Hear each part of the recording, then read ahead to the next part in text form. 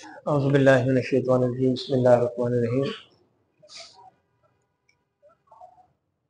وما من دابۃ فی الارض الا علی اللہ رزقها ویعلم مستقرها ومستودعها کل فی کتاب مبین صدق اللہ العظیم وصدق رسولہ النبی الکریم الامین۔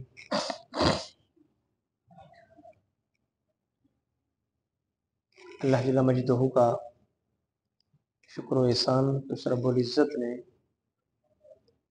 ہمیں اپنی بارگاہ میں حاضری کی توفیق مرحمت فرمائی۔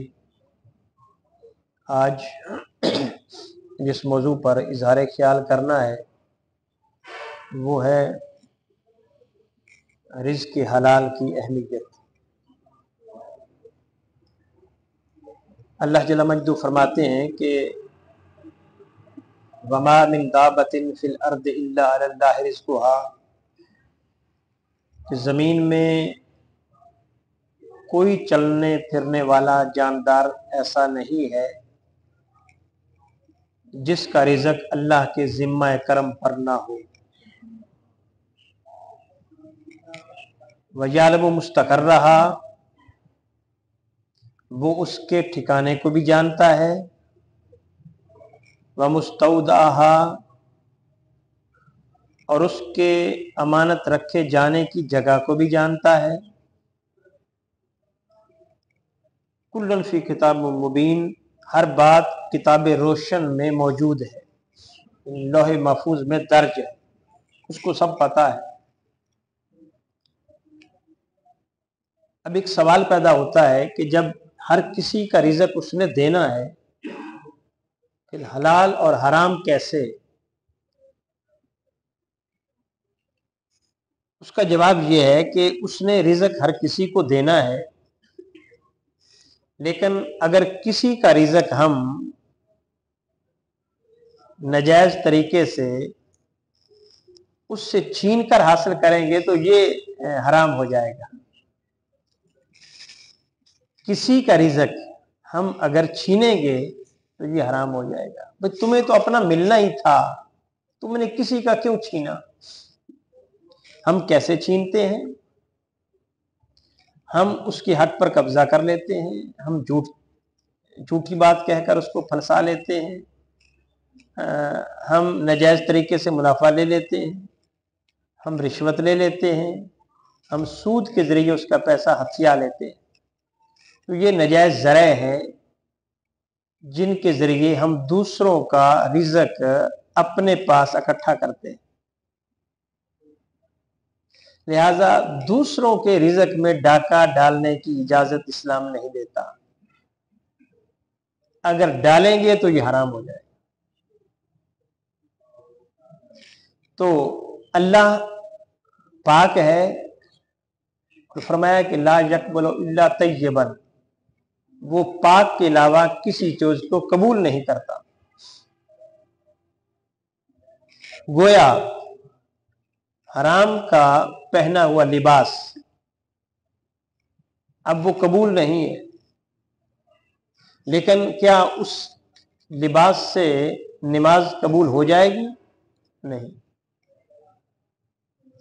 اعمال کا دار و مدار نیتوں پر ہے، لیکن یاد رکھ لیں کوئی عمل بھی ایسا نہیں ہے جو قبول ہو اور اس کے پیچھے رزق حرام کی مدد ہو۔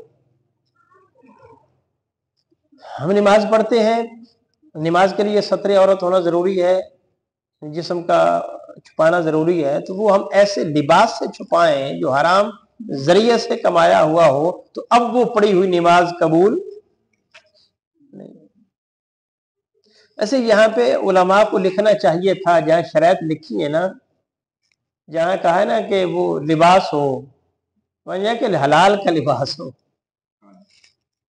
حرام کے لباس سے نماز نہیں ہوتی،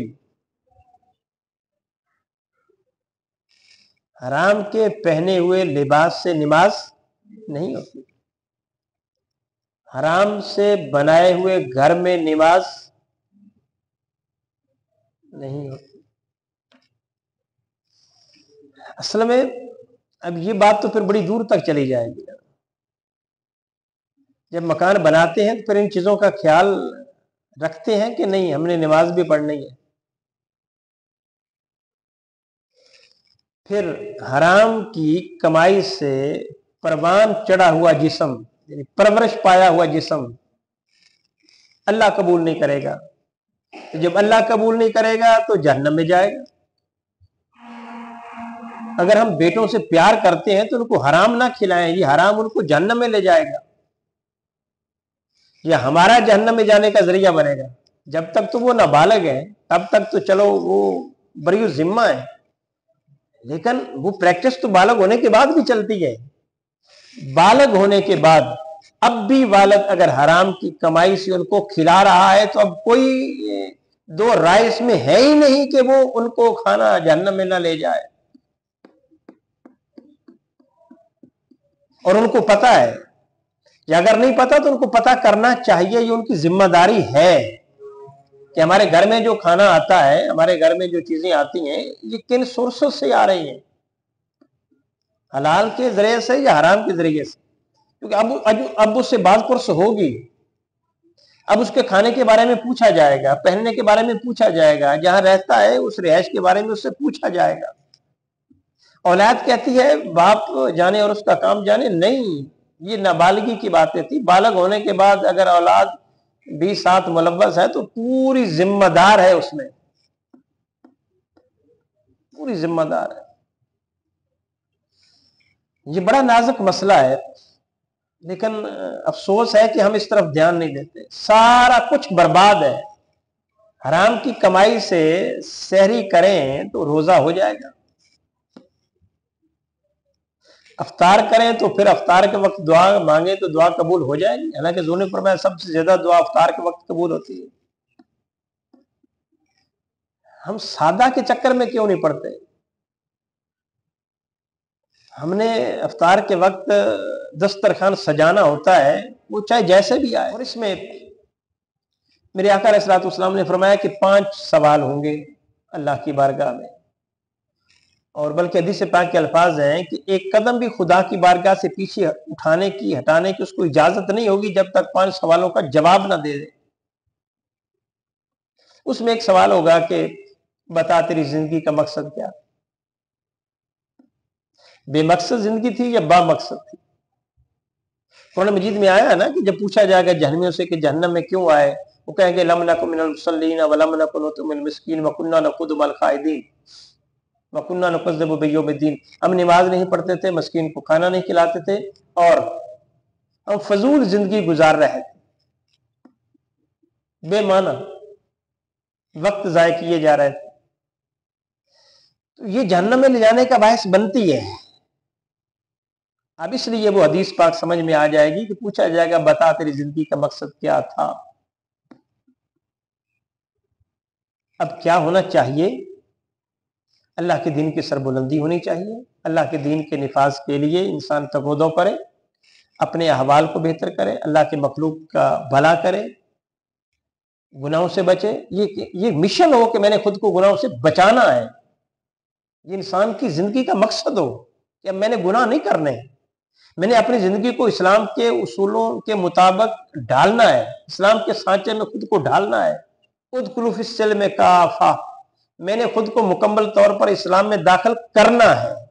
ये मंजिल और मकसद होना चाहिए। लेकिन अफसोस ये है कि एक आदमी मकसद का तयन कर ले, बाकी तो बाद में है कि उस मकसद को हासिल कर सकता है कि नहीं हासिल कर सकता। अब हम में से कितने हैं, कितने परसेंट होंगे जिन्होंने मकसद का तयन किया हुआ है,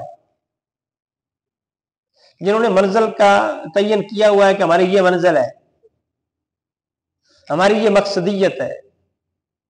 खुदा ने तो अंबिया को बगैर मकसद के नहीं भेजा, हमें कैसे भेज दिया? भैंस दूध ना देती हो तो हम उसको रखते हैं, बेमकसद है। अल्लाह ने तो जानवरों को भी मकसद भेजा, किसी के फायदे के लिए भेजा।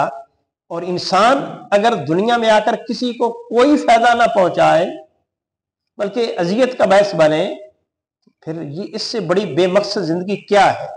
वो या सादा लफ्जों में बेमकसद जिंदगी वो है जो किसी के लिए फायदा मंद हो। जानवर फायदा मंद है तो इंसान फायदा मंद क्यों नहीं है? तो बता तेरा क्या मकसद था? दूसरा सवाल होगा तूने जवानी कैसे गुजारी? ये जवानी है जब हमने गलत और सही का इंतखाब करना है। गलत ट्रैक पर चल पड़े तो बस जिंदगी तबाह, सही पर चल पड़े तो संवर गई। और जिसकी जवानी में जो आदतें बन जाएं वो आखिर तक रहती हैं कमो बेश।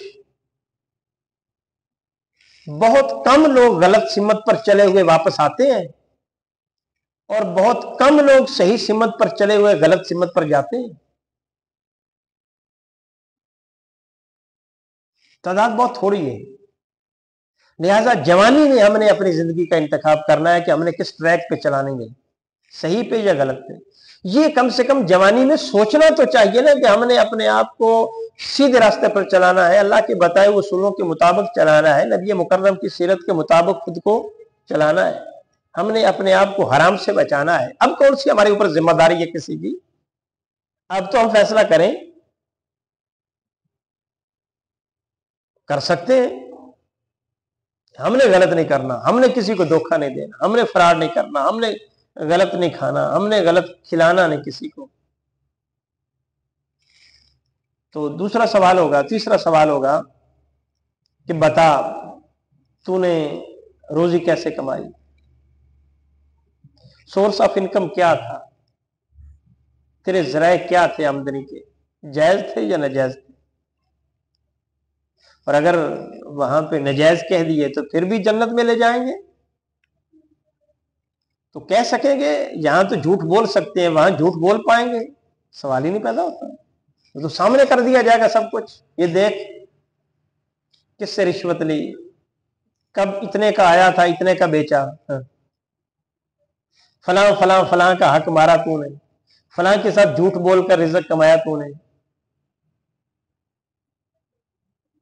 फलां को धोखा दिया, फलां की अमानत में खयानत की, फलां की चोरी की, फलां पर डाका डाला, ये सामने आएगा। तो चौथा सवाल होगा तूने उसको खर्च कहां किया, जो रिजक कमाया था उसको खर्च कहां किया, फजूल खर्ची की या जायज खर्ची की? अब ये जो फजूल खर्ची है ये बायस बनती है रिज्क के हराम कमाने की बुनियादी तौर पर। ईद पे अगर घर वालों को 3-3 सूट लेकर देने हैं बच्चों को भी, तो फिर जाहिर है कि कुछ ना कुछ तो हाथ पांव मारना पड़ेगा। वो एक पे भी गुजारा हो सकता है और करना भी चाहिए। और अगर ना भी नया लें तो फिर क्या कोई क़यामत आ जाएगी? लेकिन चले लें, लेकिन फिर एक पर भी गुजारा हो सकता है और वो दरमियाने दर्जे का भी हो सकता है। लेकिन अब तो चलता है कि 2-2 3-3 सूट, हालांकि हमारे दौर में तो एक भी गनीमत था। हाँ वो कहते थे ये नहीं है, अब ऐसा ही है। एक भी बड़ा खुश होते थे हम तो माशाल्लाह। पहले कई दिन उसको मांगना, फिर जब आ जाना, फिर देखते रहना, फिर दर्जी को, फिर वापसी, फिर वो एक ईद गुजर जाती थी उसमें। शौक, इश्तियाक होता था कि नया सूट पहनना है, और वो ईद के मौका पर ही नया सूट पहनते भी थे, या कभी किसी की शादी हो तो। आगे पीछे तो नया सूट का रवाज ही नहीं था, खरीदने का भी और पहनने का भी, इल्ला माशाल्लाह। तो अब नहीं हो सकता ऐसा। तब लोगों के ज़र आमदन हलाल की तरफ ज्यादा मायल थे, अब हराम की तरफ मायल है। फिर पता चला कि हमने अगर अपनी ख्वाहिशात को बढ़ा लिया है तो इसलिए फिर हराम की तरफ तेजी के साथ जा रहे हैं। बता कहां खर्च किया? हम कहेंगे हम तो रिवाज पर खर्च कर दिया, शादी के रिवाज थे जी, वो नाक रखना था, दीगर अखराजात थे, उस पर खर्च कर दिया। क्या कहें, किसको समझाएं, किधर जाएं, कैसे रोकें? हम अपनी आखिरत खुदा की कसम बर्बाद कर रहे हैं। जो हम कर रहे हैं ना, अब कोई चीज रुकावट नहीं है इसमें जहन्नम में जाने के लिए, जो कर रहे हैं हम। अब भी अगर बाज आ जाए तो जन्नत हमारे लिए ही है, लेकिन आए तो सही। कोई आज से भी इरादा तो हम करें कि झूठ नहीं बोलना, धोखा नहीं देना, गलत नहीं खाना कमाना। लेकिन जैसे कौम चल रही है ना, कोई उम्मीद नजर नहीं आती है। अल्लाह जल्ल मजदू ने फरमाया ना कि मैंने जहन्नम को भरना है ये इंसानों से, ये ईंधन हो गए। तो अगर हम अपने गुमान में जनती हैं तो फिर जहन्नम किन लोगों से भरी जानी है? सवाल है कि वो गुनाहगारों से भरी जानी है। जो हम कर रहे हैं, हम ठीक कर रहे हैं।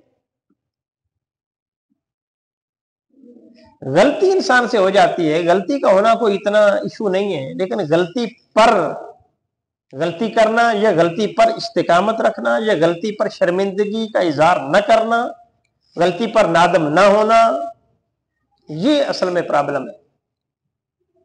गलती हुई, इंसान को समझ आई, माफी मांगी, अल्लाह माफ करता है। लेकिन एक गलती के बाद दूसरी करना, तीसरी, एक दफा गलती होती है, दूसरी दफा मस्ती होती है। मेरे हजूर ने फरमाया मोमन एक सुराग से 2 मरतबा नहीं डसा जाता। क्या मतलब? यानी एक गलती 2 बार नहीं करता, एक बार होती है, बाद में जो होती है फिर वो गुनाह की तरफ लेकर जाती है। तो बता कहां खर्च किया? फजूल खर्ची की या कोई जायज? और ये हमारी जो रस्में हैं, ये फजूल खर्ची नहीं है। कैसे बचेंगे? हम बड़े आसान तरीके से कह देते हैं भाई दुनिया भी रखनी है, भाई फिर या उसको रखो या फिर ये रखो। फिर एक तो हमारा हाल ये है ना, हम इधर के हैं ना उधर के हैं, एक को तो रखा जाए। या दुनिया रख लें या रब को रख लें, ये मुनाफकत है। दुनिया भी रखें और रब का भी नाम लें। वो कहता है दुनिया रखो, लेकिन ऐसे दुनिया रखो कि वो तुम्हें तकलीफ ना हो। जो कुछ उसने बताया है इंसान को सुकून देने के लिए और इंसान को तंगी से दूर ले जाने के लिए दिया उसूल जिंदगी गुजारने का, इंसान के फायदे के लिए। वह कोई चीज ऐसी हो सकती है जो इंसान के फायदे के लिए ना हो, जो अल्लाह ने उसूल दिए। एक शोबा जिसमें तिजारत का है या कोई और शोबा इंजीनियरिंग का, डॉक्टर, हम वो किसी अच्छे से मशवरा लेते हैं और उसकी बात को बड़ा फॉलो करते हैं कि जी इस शोबे का माहिर है, समझदार है, इसकी बात पर अमल करेंगे तो फायदा होगा। यही ना सर जी, अल्लाह और उसके रसूल से बढ़कर कोई समझदार है? तो हम आम बंदे की बात को फॉलो करते हैं और उसके बगैर नहीं चलते, इसलिए कि वो समझदार है। जो उसने मुझे बताया है मैं उस तरीके से चलूंगा तो मेरे लिए फायदा होगा। आम समझदार आदमी की बात को सुनकर हम फॉलो करते हैं, लेकिन अल्लाह और उसके रसूल की बात को फॉलो नहीं करते। इसका मतलब है हम उनको हकीम और दाना नहीं समझ रहे और उनकी बातें अपने लिए फायदा मंद नहीं देख रहे। हकीकत तो फिर यही है, जबान की हद तक हम जैसे भी अल्लाह अल्लाह करते रहे, हकीकत तो यही है। तो बता इसको खर्च कहां किया? फजूल रस्मों में या सीधे रास्ते पर खर्च किया? हम तो अगर अल्लाह के रास्ते में भी खर्च करें तो तब तक मजा नहीं आता जब तक फेसबुक पे तस्वीर न लग जाए, जब तक लोगों को बताना लें कि हमने इतना खर्च किया है। वो नेकी कर दरिया में डालने वाली ये बात नहीं है। इससे तो दिखावे का जज्बा पैदा होता है, ये तो तबाह करने के मुतरादिफ है नेकी। नेकी तो ऐसे करनी चाहिए कि एक हाथ से दें दूसरे को पता ना चले, मतलब किसी को खबर ही ना हो किसने किया है और बताए भी ना। अगर अल्लाह के लिए किया, अल्लाह को देख रहा है, जिसके लिए किया उसको तो देख रहा है। इसका मतलब जब हम लोगों को दिखाते हैं तो फिर इसका कन्फर्म मतलब है कि हम अल्लाह के लिए नहीं कर रहे हैं, लोगों के लिए कर रहे हैं। 5वां सवाल होगा इल्म के मुताबिक अमल किया। अब यहां पे एक सवाल हो सकता है कि मेरे पास तो इल्म ही महदूद है। इल्म हासिल करना भी तो फर्ज है ना। जितना इल्म तुझ पर फर्ज था क्या उसके मुताबिक तूने अमल किया? वो तूने पहली बात तो है वो इल्म सीखा, फिर उस पर अमल किया। ये साथ जोड़ना पड़ेगा इसको। ये नहीं है कि मेरे पास तो इल्म ही नहीं है, सो अब मैं तो इस सवाल से बरी जिम्मा हूं। नहीं, बुनियादी चीजों के इल्म हासिल करना फर्ज है, और उसमें स्पेशलाइजेशन करना ये फर्ज किफाया है। ये फर्ज किफाया, यानी एक शहर में या एक गांव में एक आलिम का होना जरूरी है, जो स्पेशलाइजेशन जिसकी हो, ताकि उससे मसाइल आदमी पूछ सके। फस्अलू अहल ज़िक्र इन कुंतुम ला तालमून, अहले इल्म से पूछो अगर तुम नहीं जानते। तो अहले इल्म अगर होंगे ही नहीं तो पूछेंगे कहां से? तो कम से कम एक गांव की सतह तक जितना एरिया होता है वहां एक आलम तो हो, सनद याफ्ता तो कम से कम हो। लेकिन यहाँ कितने हैं? शहरों में कितने? कहीं की शहर है वहां एक आलम भी नहीं। मौलवी तो मिल जाएंगे, मसलन दाढ़ी वगैरह, इमामत, खताब, वो तो चलता है, लेकिन सकालर या आलम या सनद याफ्ता कोई ना कोई जो मसाइल को जानता हो या बता सकता हो, जिसके पास ये अहलियत हो, बहुत कम है। तो ये फर्ज किफाया है। फर्ज किफाया का मतलब होता है अगर किसी ने अदा कर दिया तो सारे बरी जिम्मा, अगर नहीं तो फिर सारे मुजरम। जैसे इत्तिकाफ फर्ज सुन्नत किफाया है ना, जनाजा फर्ज किफाया है ना, तो ये मुहिम चलानी चाहिए अपने अपने गांव में कि वहां कोई आलम है, अगर नहीं तो फिर कोई आलम लाना चाहिए, ये हमारी जिम्मेदारी है। नहीं करेंगे पूरी तो गुनाहगार होंगे। और फिर आप देख लें, जिस गांव में या जिस शहर में उलमा है वहां इल्म ज्यादा है, और जहां नहीं है वहां ज़वाल। इल्म भी जरूरी है, इल्म के बगैर इंसान अमल नहीं कर सकता, क्योंकि अल्लाह जल्ल मजदू ने फरमाया इन्नमा यख्शल्लाह मिन इबादिहिल उलमा, इल्म वाले ही अल्लाह से डरते हैं। इल्म के बगैर खुदा का डर ही नहीं होगा, ये अल्लाह ने फैसला किया है, फिर वो कैसे अल्लाह की मानेगा? तो रिज़्क़ हलाल जो है वो बुनियादी चीज़ है, इसके बगैर कोई इबादत कबूल नहीं। मेरे हुजूर ने ये बात समझाते हुए इरशाद फरमाया कि अगर एक शख्स बड़ा दूर से सफ़र करके आया है, गिलाफ काबा को थामे हुए है, तो और वहां गिड़गिड़ा कर अल्लाह की बारगाह से दुआ मांग रहा है, लेकिन फरमा उसकी दुआ कैसे कबूल हो जबकि उसका पहनना हराम का है, उसका खाना हराम का है, उसका पीना हराम का है। मतलब ये कि वो जगह जहां मांगी हुई दुआ कबूल होती है वहां भी नहीं कबूल हो रही। वजह क्या है? उसका खाना पीना और पहनना हराम का। ये करेंगे पाक तो फिर वहां जाएंगे, तो फिर अदरवाइज कोई सूरत ही नजर नहीं आती। हजरत सईद बिन जैद ने पूछा, या रसूलल्लाह कोई अमल बताए कि मैं जो दुआ मांगू अल्लाह कबूल फरमा ले। पर मैं अपने रिज़्क़ को पाक कर लो, जो भी मांगोगे अल्लाह कबूल फरमा लेगा। किसी और वजीफे की जरूरत नहीं, बस रिज़्क़ के पाक करने की जरूरत है। रिज़्क़ पाक हो तो फिर आदमी नखरे से और नाज से मांगता है, बारी ताला तेरे कहने पर जिंदगी गुजार दी है मौला, जो तू कहता था करता रहा, अपने आप को तकलीफ पहुंचती रही, तंग दस्ती रही, सब कुछ रहा, लेकिन मेरे मौला मैंने तेरी खातर मैंने कोई हराम नहीं कमाया, हराम नहीं खाया। मेरे मौला अब मेरी मान लेना, अब मैं तुझी से इल्तिजा करता हूं, तेरी मैं मानता रहा, मौला मान लेना। वो फरमाता है मेरा बंदा अगर एक बार कहता है ना या अल्लाह, तो मैं 10 बार कहता हूं जी मेरे बंदे। अगर मेरा बंदा एक बारिश आता है तो मैं एक हाथ आता हूं, फिर हमारा इतना कुर्ब हो जाता है कि मैं उसके हाथ बन जाता हूं जिससे वो पकड़ता है, उसकी आंखें बन जाता हूं जिससे देखता है, उसकी जबान बन जाता हूं जिससे बोलता है। अल्लाह अपने बंदे को कब दूर करता है जो उसकी मानता हो। तो इतना कुर्ब देता है अल्लाह अपने बंदे को, लेकिन उसकी माने तो सही। तो रिज़्क़ को हलाल कर लिया जाए तो मैं समझता हूं कि बहुत सारे मसले हमारे हल हो जाते हैं। ताजिर सदूक अमीन, ये देखें हदीस, मान नबीयीन व सिद्दीकीन व शुहदा, के सच्चाई के साथ मामला करने वाला अमानतदार ताजर नबियों के साथ होगा, सदीकों के साथ होगा, या शहीदों के साथ होगा। उसका हशर ही आला लोगों के साथ होगा।